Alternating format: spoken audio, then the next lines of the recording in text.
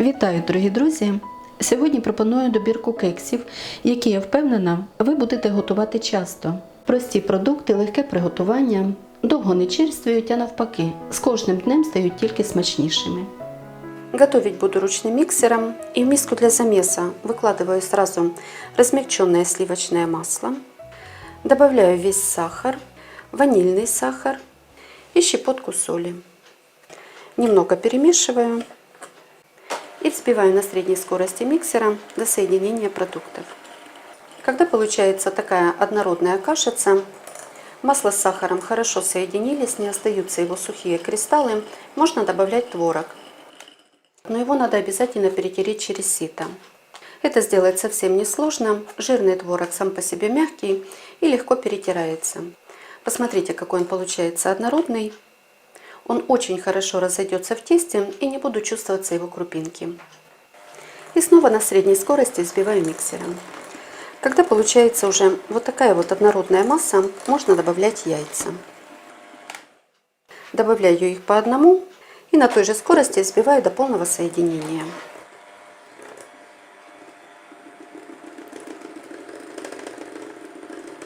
Зачищаю миску и продолжаю взбивать до полного растворения сахара. Теперь можно добавлять соду и аммоний. Все это добавляется в жидкую часть теста. Сразу добавляю соду, по весу надо взять полграмма.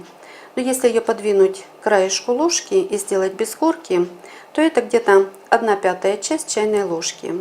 Добавлять буду через сито, если есть комочки, чтобы они разошлись. И аммоний. Аммония надо взять 1 грамм. Это где-то пол чайной ложки, тоже без горки. Ну а если у вас аммония нет, тогда вместо него и соды возьмите разрыхлитель. Смешайте его с мукой и добавляйте в тесто. Учитывайте то, что творожное тесто тяжелое. Берите где-то 8-10 граммов. Это 2 чайные ложки. Добавляю муку, обязательно просеиваем. У меня уже греется духовка, температура 170 градусов. Это тесто не должно стоять. Как только вы его приготовите, сразу выпекайте. Месить его долго не надо развивать клейковину, иначе оно получится затянутым. Вымесить до однородности и достаточно. Вот такое вот получается тесто. Не жидкое, не твердое, средней консистенции. Хорошо зачищаю донышко, чтобы нигде не осела мука. Все, тесто готово. Выпекать буду в вот такой вот форме. В ней я выпекала и столичный кекс. Размеры обязательно укажу под видео. Покрыла ее силиконизированным пергаментом. Это специальный пергамент для выпечки. Если у вас обычный пищевой, хорошо смазывайте его размягченным сливочным маслом или растительным. Посмотрите, какое однородное тесто. Не видны крупинки творога. Кекс получается сдобный и очень-очень вкусный. Ну и теперь так же, как и на столичном, сделаю бороздочку. Сбрызну лопатку растительным маслом и провожу ею вдоль кекса посередине. В этом кексе по ГОСТу это не предусмотрено, но при выпечке тогда он трескается в разных местах, и это не очень красиво. А так он треснет и раскроется только посередине. Кекс испекся, смотрите, какой он получается красивый, высокий, как хорошо поднялась шапочка. И аккуратный, треснул и раскрылся именно там, где я делала бороздочку. Выпекала я его час при температуре 170 градусов, потом снизила ее до 160 и еще выпекала 15 минут. Средний уровень духовки, подогрев вверх-вниз без конвекции.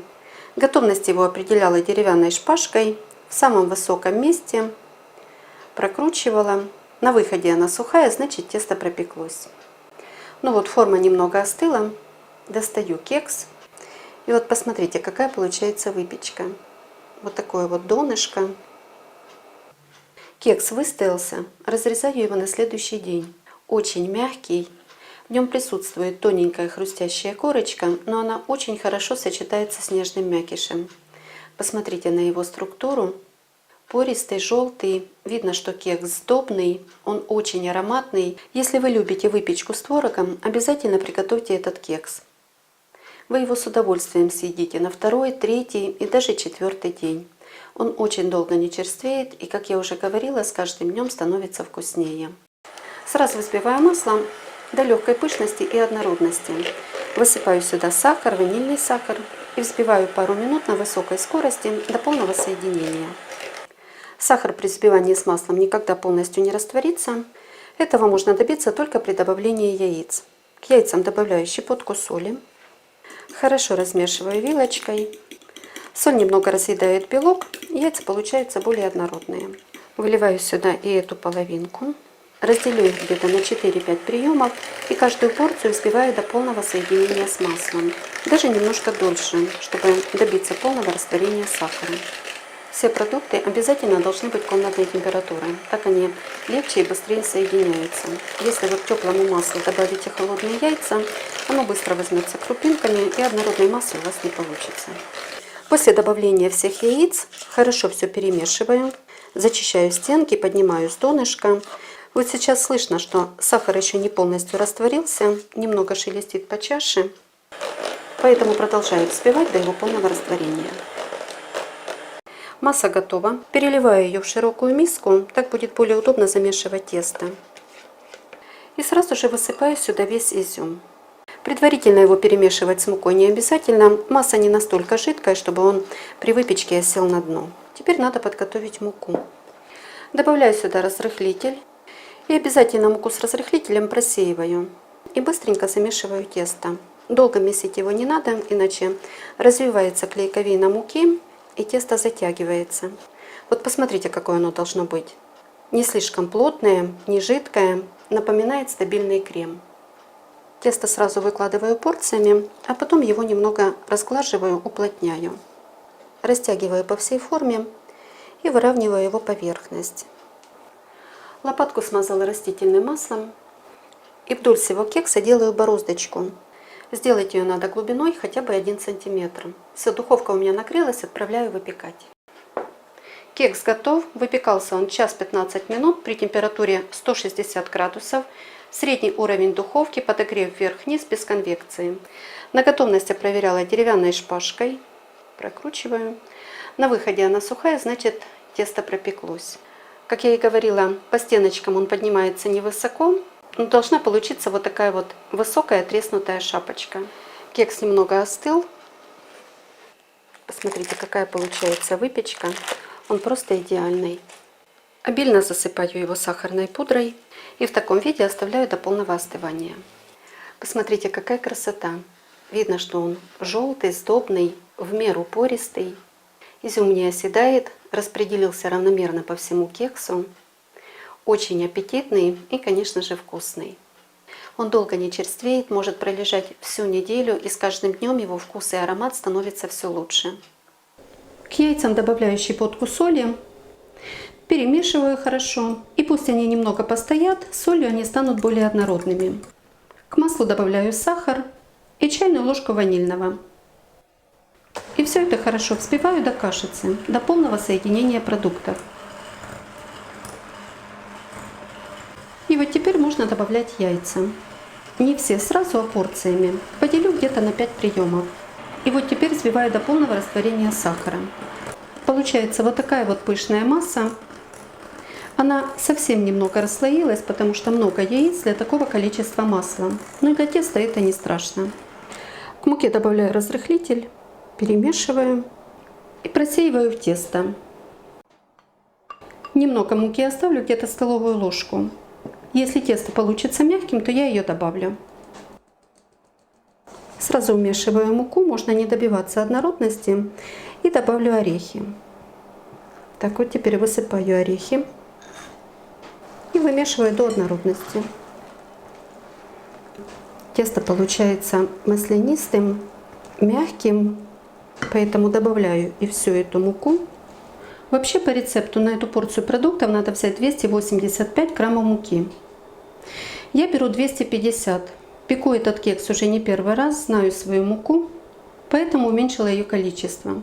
Если взять полностью норму, то на моей муке тесто получается плотное, а кекс тяжелый. И должно получиться вот такое вот тесто. Посмотрите. Не жидкое, не плотное. Видно, что оно мягкое, легко размазывается. Снова выравниваю. Лопатку смазала сливочным маслом, можно растительным. И делаю бороздочку посередине глубиной где-то 1 сантиметр. Кекс готов. Выпекался он 1 час и 5 минут. Температура 170 градусов, средний уровень духовки, подогрев вверх-вниз без конвекции. За 10 минут до готовности я его накрыла пергаментом. На эту трещинку в пергаменте сделала вырез, чтобы она запекалась, а краешки не горели. Какая высокая шапочка. На готовность проверяла деревянной шпажкой, вот видно остался след. Прокалывала в самой середине, там где кекс пропекается дольше всего. На выходе она сухая, значит тесто пропеклось. Такие формы остывают быстро. Посмотрите, какая выпечка. Убираю бумагу. Вот так вот пропеклось донышко. Кекс просто замечательный. Ароматный, пахнет сдобой. Остынет, разрежу и посмотрим, какой он внутри. Кекс остыл. Засыпаю его сахарной пудрой и можно подавать к чаю. Давайте посмотрим, какой он внутри. Разрезается легко. Чувствуется еще хрустящая корочка, но в середине кекс мягкий. Разрезается как масло. Нарезаю толстенькими кусочками. Он еще свежий. Когда выстоится, сможете нарезать на более тонкие. И посмотрите на его структуру. Желтый, сдобный, мелкопористый, много орехов. И вот такой вот он на разломе. Очень мягкий. Видно, что тесто не забито мукой, не тяжелое. Вкусный, ароматный и не приторно-сладкий. Так что приготовьте сразу по рецепту, не уменьшайте количество сахара і попробуйте. Ну, якщо вам подобаються мої рецепти, діліться ними з друзями, підписуйтесь на канал, залишайте коментарі. Щиро дякую за вподобайки, а постійним спонсорам мого каналу за підтримку та допомогу. Мені дуже приємно, що ви так цінуєте мій труд. І як завжди, бажаю вам всього найкращого.